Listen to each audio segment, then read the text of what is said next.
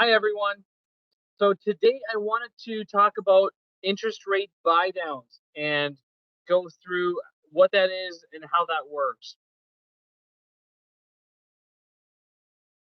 In order to do so, I wanted to provide an example of a file that we have approved, just as an illustrative example to walk through what a buy down means and how it works. And so we're using an example here that's a $4 million purchase, and we got approved for 95% of purchase price with MLI Select with a 50-year amortization. And so we're going to use that as an example. In this particular case, we have 4.5% ceiling rate approved by CMHC, whereas the market rate was a bit different. So we're going to get into this example and explain exactly how buy downs work. Here we go. Have an interest rate of 4.5%, as I was saying. However, when we went out to market, interest rates had changed from when we had submitted the application, and market interest rates in this case, we had gotten a quote of CMB, which is Canada Mortgage Bond, plus 55 basis points, which is essentially plus 0.55%, plus an 8 basis point hedge, or plus a 0.08% hedge. And so what that works out to be is the interest rate in total as of this particular date, October 23rd, 2023, works out to be 5.18%. Now, here's the problem. CMHC's approved the loan and calculated the debt service based on a 4.5% rate, but the actual rate that this borrower is going to end up getting is 5.18. And so CMHC's requirement is that the interest rate has to be at that level of 4.5% or below, so that they're comfortable that the debt service calculations are in line. And so this leaves us with two options here. The two options, and by the way, I will say here, just as a quick side note, if you ever wanting to follow the interest rate or see where the CMB or the Canada Mortgage Bond yield is, we have a place on our website that shows that, and you can track those interest rates as well. Especially if you're looking at a potential buy down, if you wanted to watch the market, you could do that. Now, the buy down itself, what it essentially means is that the lender would actually give you in this case a 4.5% interest rate. However, even though the market rate is 5.18, so the lender would essentially be taking a loss if they did that. And so to compensate them for that, they would require an upfront fee to make up for the loss in income that they would have had between giving you the 4.5% rate, which they would do, and the 5.18 that they would be able to get in the market. And so there's a calculation that's done. Basically, it essentially works out to be the present value of the future additional income that would go to the lender. They calculate that in today's dollars, keeping in mind money today is worth more than it is in the future. So they discount some of those cash flows to today's dollars.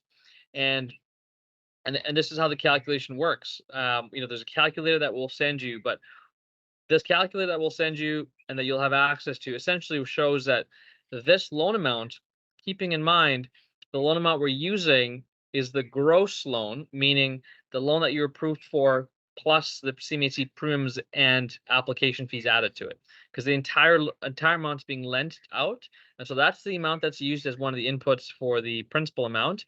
Then you put in the term. In this case, it's 5 years or 60 months, and we plugged in the actual market interest rate of 5.18. We put in the amortization here, 600 months in this particular case, 50 years. And then we have the buy down amount, which is essentially calculated based on the ceiling rate of 4.5 and the face rate of the market rate of 5.18, which is 68 basis points or 0.68%. And it calculates the buy down cost today of about $113,500. That essentially means if you pay the lender $113,000 up front, they will give you a 4.5% interest rate, even though the market rate is 5.18. This is essentially what the buy down calculation is telling you. Now we'll walk through it. The loan amount of 3.8 million at 95% of this purchase price. When you subtract out the 113,000 buy down, effectively you're getting a loan of 3.686, which is the 3.8 million less the 113,000, and that effectively works out to a 92% loan to purchase price in this example. Now, the other option that you have, and keep in mind, not every lender has this ability to do this. A lot do, but not everybody does. The other option you have is that you could actually go back to CMHC and ask them to increase the ceiling rate. The advantage of this is that you won't have to pay a buy down cost up front to the lender before the loan funds. The disadvantages I'll show you is that the effective reduction in your loan amount tends to be larger than what it would cost to pay a buy down.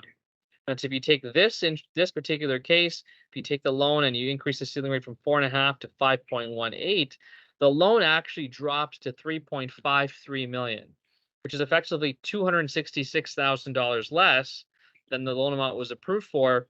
But if you remember, the buy down reduction was actually only 113,000. So you're better off in terms of if net proceeds are more important to you, you're better off doing the buy down. But you have to remember that you have to have the funds for the buy down cost available to you right away. By right away, I mean at the time that the interest rate is locked with the lender, not at the time of closing. You have to pay that cost up front, because if the lender were to have to unwind the rate lock, in other words, if the borrower changed their mind, didn't want to go ahead with the purchase, there's a significant cost to the lender for doing that.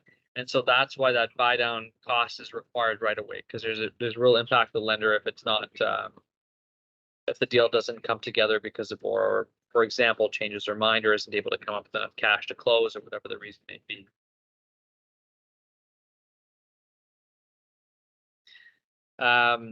So again, just to recap, 3.8 million was the approved loan amount. With the buy down, you reduced by 113,000. That's paid up front to the lender, and by increasing the ceiling rate with CMHC, it results in a reduction of 266,000, which is effectively 88% loan to purchase price compared to 92% loan to purchase price at this time.